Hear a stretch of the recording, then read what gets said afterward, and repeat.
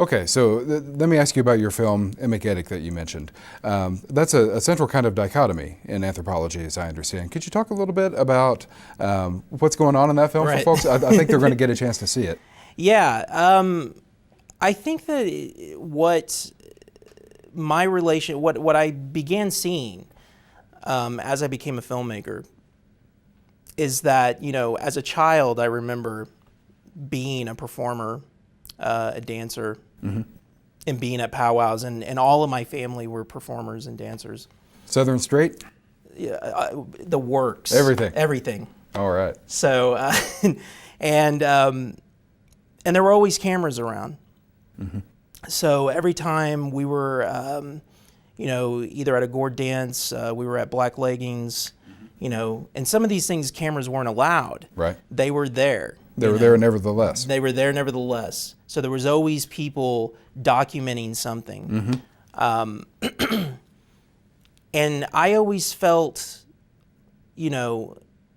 that in some ways what was going on in that moment was being infringed upon. Right. And my grandparents would always tell me that they shouldn't have cameras here.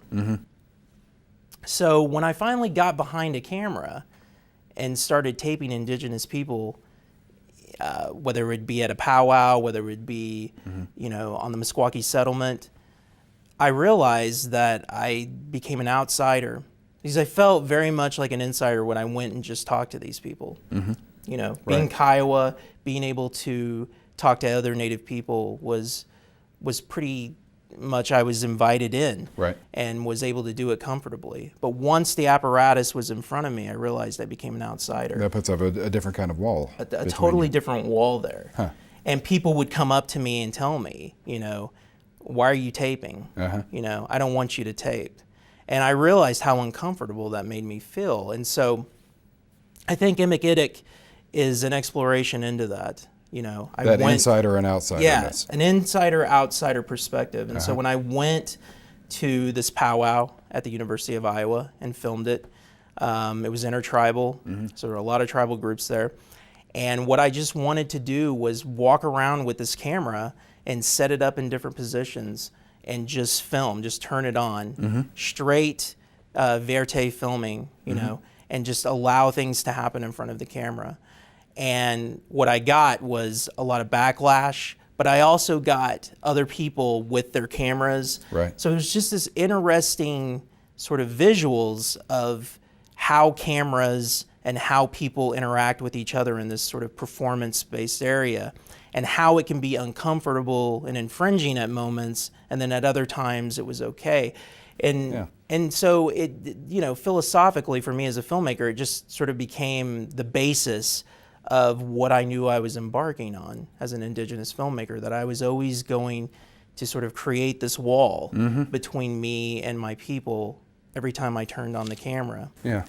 And what's interesting about that, though, is I stopped having people in my films. I tried to remedy it by not having anybody in them. Turning to your attention maybe to land. Right.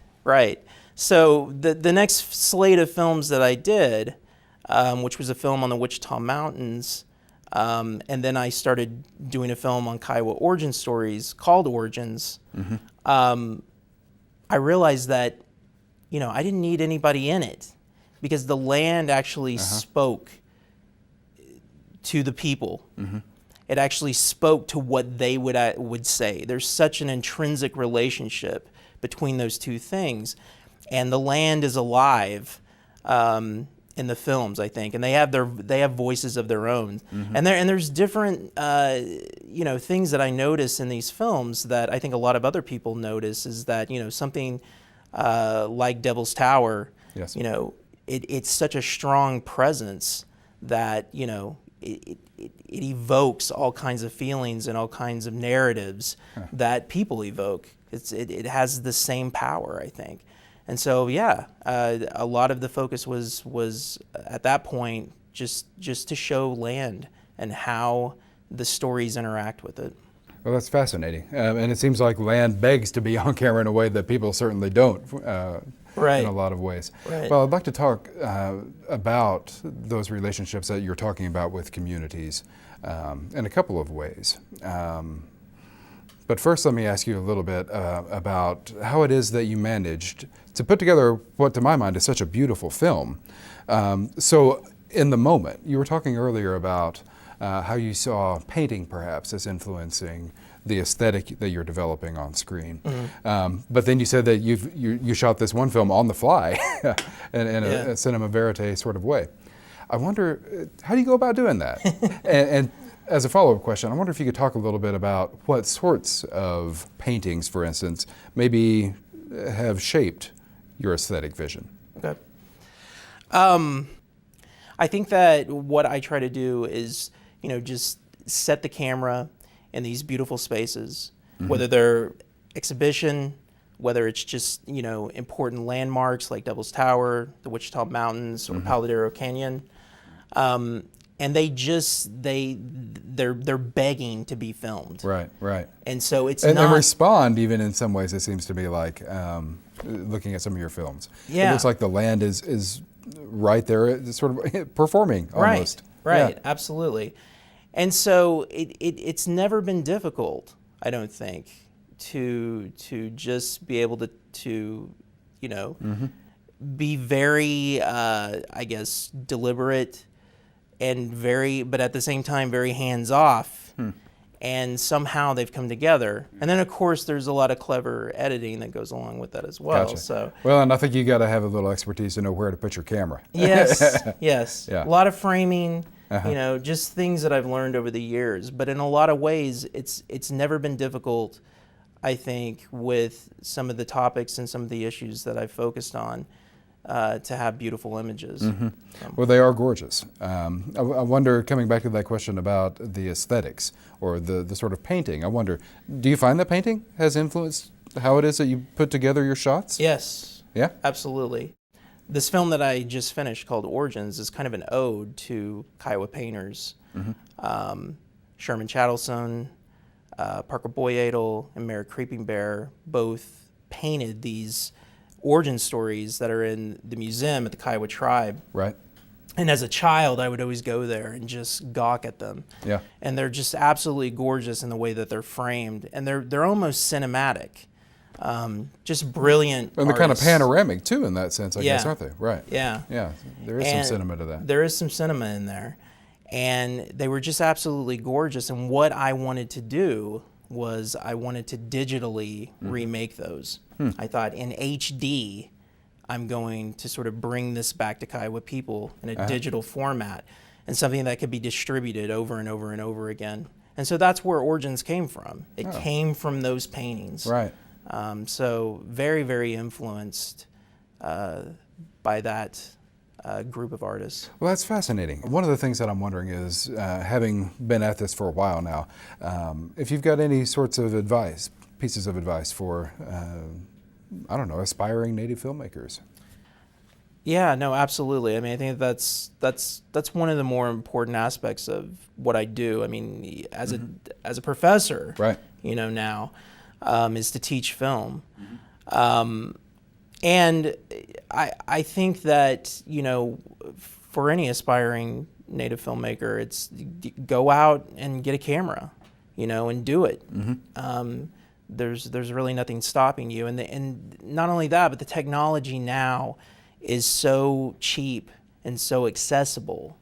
And there's so many ways that you can make, beautiful images and beautiful stories. That it's really the best time right now to be an independent filmmaker. And if you have any desire to do it, 10 or 15 years ago, you wouldn't be able to. It'd be too costly. There would be too much of an upside in terms of the technology. But these days, everything is very, very accessible. So this is the best time to go out and try it on and see if you like it. And then the other thing is just to be a good storyteller. I mean, I think Native people have a history of oral tradition, and they tell stories in a very unique and I think an important way. And in some ways, it is visual. So that transfer of that knowledge just sort of works hand in hand. So I think that again, there's so much opportunity there, and I would hope that we do have more Native filmmakers in the future because we need them. Well, I think you're absolutely right. That's exactly what we need is more Native filmmakers. But I guess one of the hard questions I think for maybe an aspiring filmmaker would be, well, how do you become a good storyteller? But just thinking back on our conversation, it seems to me you've offered some suggestions. You listen, right? You look at paintings, right? You watch other stories that have been told, and then just sort of let yourself run with it. Anything else you'd add?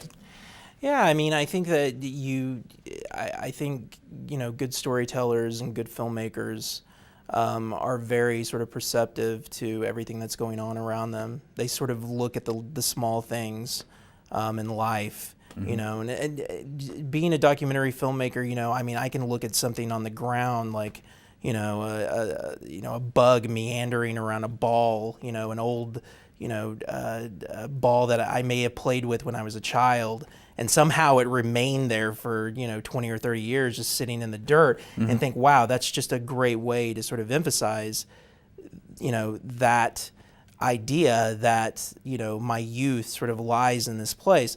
And so just small little intricate things like that can you know, I think make good storytellers. You know, they can just sort of see little details.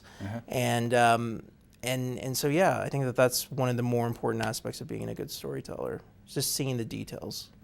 Well, that's a really nice image. And yeah, I think it helps us to maybe think about where we could find the profound and the apparently simple. Absolutely. Yeah. Well, Jeffrey, thank you so much for your time. We really appreciate the conversation. Thank you. All right, take care. And thank you all.